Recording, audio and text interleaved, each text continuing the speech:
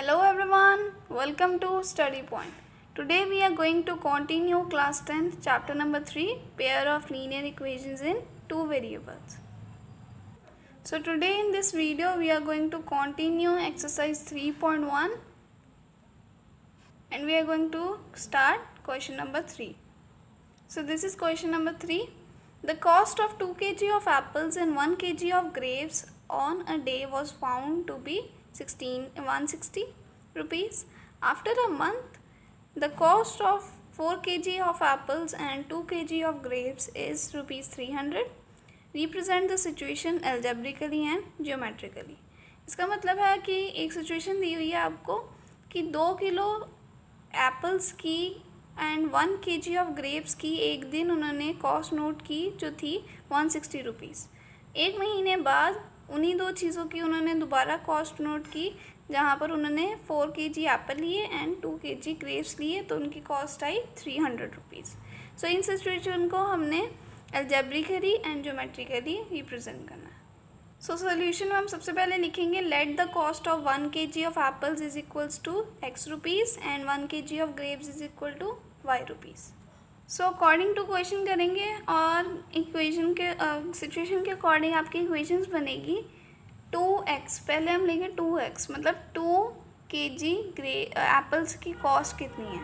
जब भी cost find करते हैं तो आप क्वांटिटी को मल्टीप्लाई कर देते हैं कॉस्ट एक चीज़ की कॉस्ट से, तभी आपको पता लगता है टोटल क्वांटिटी को कितने में आप करेंगे।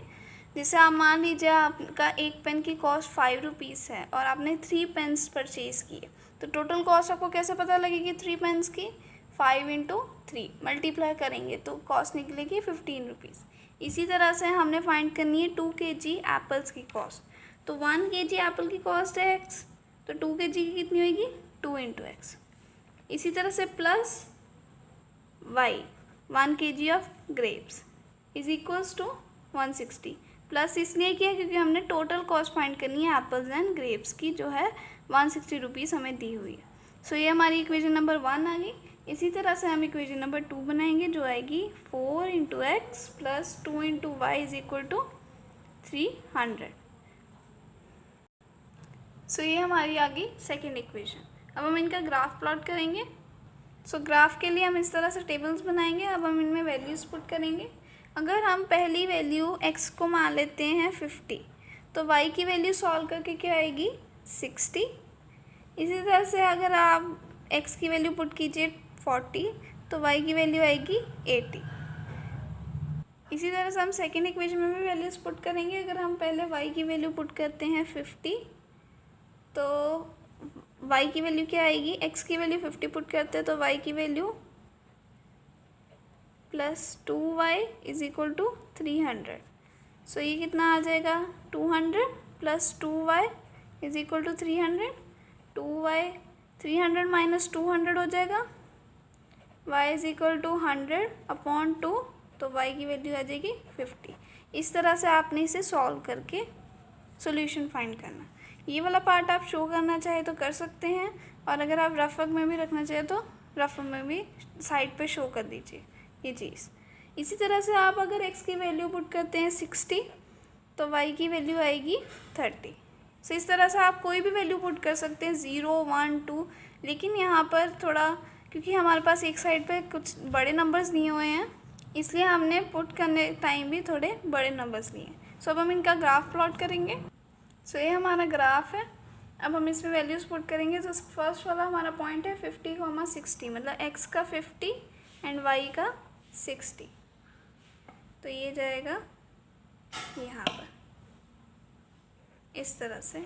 आप चाहे तो इसे डॉटेड लाइन से भी रिप्रेजेंट कर सकते हैं इस तरह से।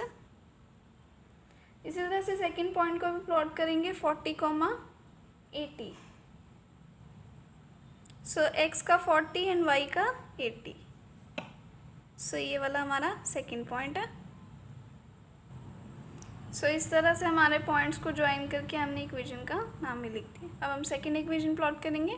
सो फर्स्ट पॉइंट इज 50, 50 मतलब 50 x का और 50 y का। सो पहला पॉइंट आएगा यहाँ पर एंड इसी तरह से सेकंड पॉइंट हमारा 60, 30। So x 60 and y 30। So second point यहाँ पर आएगा।